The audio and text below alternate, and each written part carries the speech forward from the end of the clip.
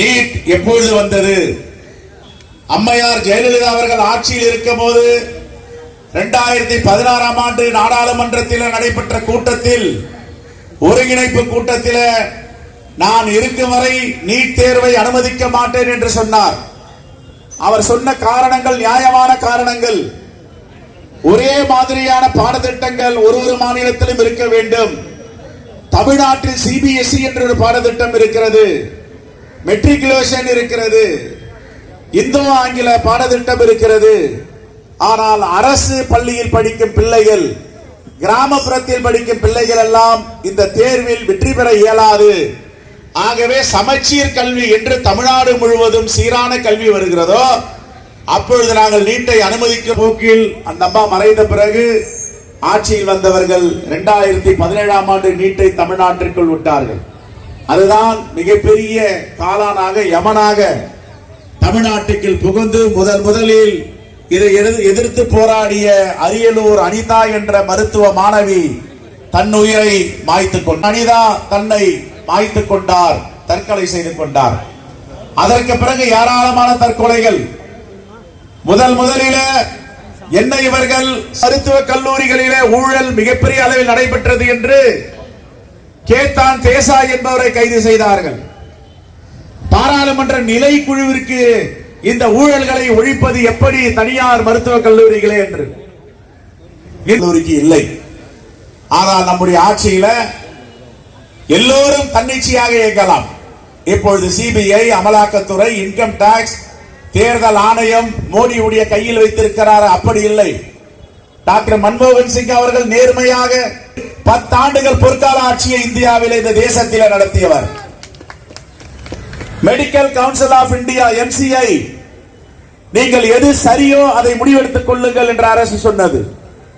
அப்பொழுது முதலில் eligibility test கொண்டு வரலாம் அப்படி என்றுதான் முதலில் ஆலோசனை வழங்கப்பட்டது.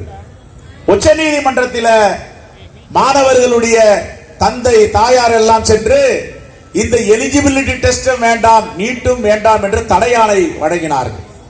தடையாணை பெற்ற பிறகு நம்முடைய ஆட்சி போய்விட்டது. வெற்றி வாய்ப்பை இழந்தோம். மோடி ஆட்சிக்கு வந்தார் 2014 ஆண்டு மே மாதம்.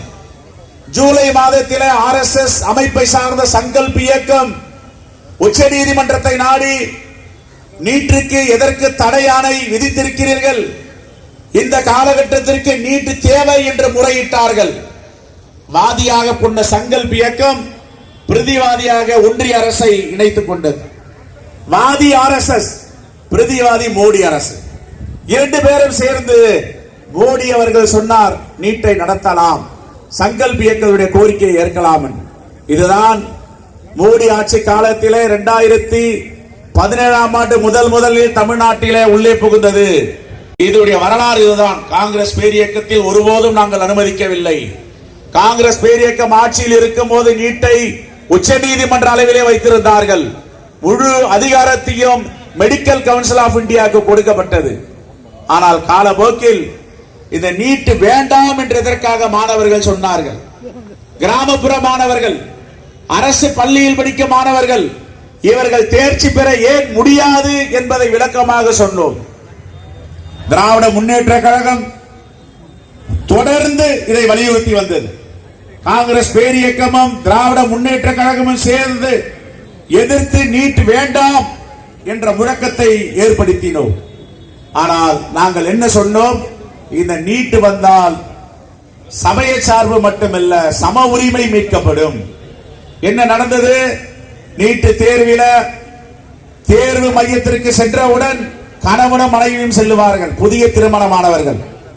அங்கே இருக்கின்ற NTA, நேஷனல் டெஸ்ட் ஏஜென்சி, தேர்வு முகமை அதிகாரிகள் உன்னுடைய தாலியை கைட்டி இங்கு வைத்து விட்டு போ, உன்னுடைய மூக்குத்தியை கைட்டி விட்டு இங்கு சென்று விட்டு போ, கம்மலை கைட்டு விடு, நீல சட்டை போட்டால் கத்திரிக்கோளால் அதை கட் பண்ணுவோம். இப்படி எல்லாம் உடைக்கு கட்டுப்பாடும், நகைகளுக்கு கட்டுப்பாடும், நம்முடைய கலை கலாச்சார பண்பாட்டுக்கு கட்டுப்பாடும் விதித்தார்கள். எதற்கு இவ்வளவு பெரிய பிரமையை இவர்கள் ஏற்படுத்துகிறார்கள் என்று எல்லோரும் ஆச்சரியத்தோடு பார்த்தார்கள்.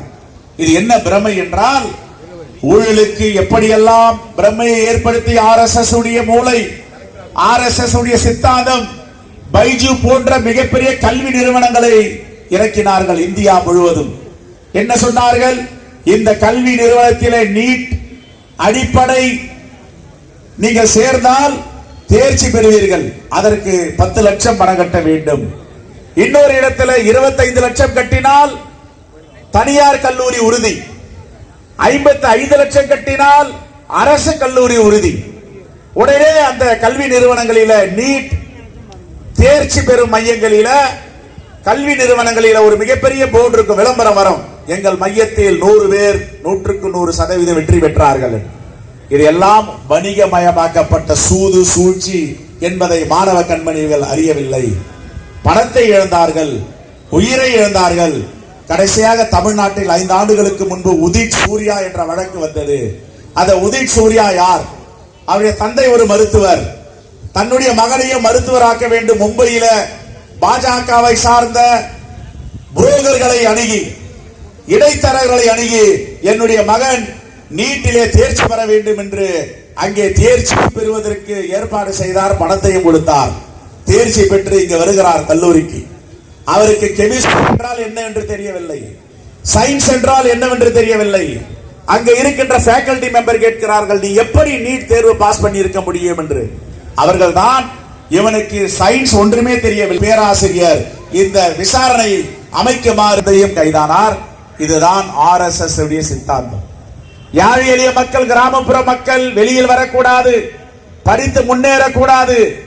ஆனால் பணக்காரர்களும் ஆதிக்க சக்திகளும் மட்டும்தான் இந்த சமூகத்தில் வாழ வேண்டும் என்று RSS சித்தாந்தத்தில் இதுவும் ஒன்று. RSS என்ன சொல்லுகிறது?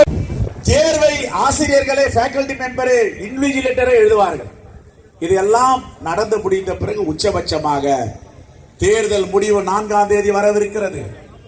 NTA சொல்லுகிறது, நேஷனல் டெஸ்ட் ஏஜென்சி 11ஆம் தேதி நீட்டுடைய தேர்வு முடிவுகள் அறிவிக்கப்படும் என்று. அவசரமாக தேர்தல் முடிவுகள் என்று நீட் தேர்வுடைய ரிசல்ட்டையும் வெளியிட்டார்கள். இதில் தான் மர்மம் ஆரம்பித்தது. எதற்காக 11ஆம் தேதி வருகின்ற முடிவுகள், தேர்வு முடிவுகள் வேண்டாம் என்று எல்லோருடைய கருத்து. தமிழ்நாட்டுக்கு நீட்டுக்கு வேண்டாம், நீட் தேர்வு வேண்டும் என்ற மாநிலங்கள் நடத்தட்டும், எங்களுக்கு அதில் பிரச்சனை கிடையாது. எங்க மாநில மாணவ மாணவிகளை பாதுகாக்க வேண்டும். குறிப்பாக அரசு பள்ளியில் படிக்கும் மாணவ மாணவிகள், கிராமப்புறத்தில் உள்ள மாணவ மாணவிகள். நீட் என்றாலும் எட்டாக்கனியாக இருக்கிறது. தொடர்ந்து தற்கொலைகள் அதிகரித்துக் கொண்டு போகின்றன. ஆகவே எங்களுக்கு நீட் வேண்டாம். சார், தமிழகத்தில் நீட் போலவே இந்த கள்ளச்சாராயமும் உயிரிழப்பு ஏற்படுத்தக்கூடிய பிரச்சனையா இருக்கு. காங்கிரஸ் நிலைப்பாடு என்னவா இருக்கு? நாங்கள் ஏற்கனவே சொல்லி இருக்கிறோம், இந்த சட்டப்பேரவையிலே பேசி இருக்கிறோம், இரும்பு கரம் கொண்டு முடுக்க வேண்டும். இனிவரும் காலங்களில் தமிழ்நாட்டில் இருக்கக்கூடாது. பல நல்ல திட்டங்களை மாற்றி முதலமைச்சர் தீட்டி வருகிறார். சொல்ல போனால் வரையாடுகளுக்கும் தேவாங்குகளுக்கும் பணம் ஒதுக்கி அவர்களை பாதுகாக்க வேண்டும், வனவிலங்குகளை, தாவரங்களை என்ற பொழுது மனித குலத்தை காப்பதற்கு அவர் தவறமாட்டார் என்ற நம்பிக்கை தமிழ்நாட்டு மக்களிடம் இருக்கிறது. ஆகவே அவர் சரியான நடவடிக்கை எடுத்திருக்கிறார்.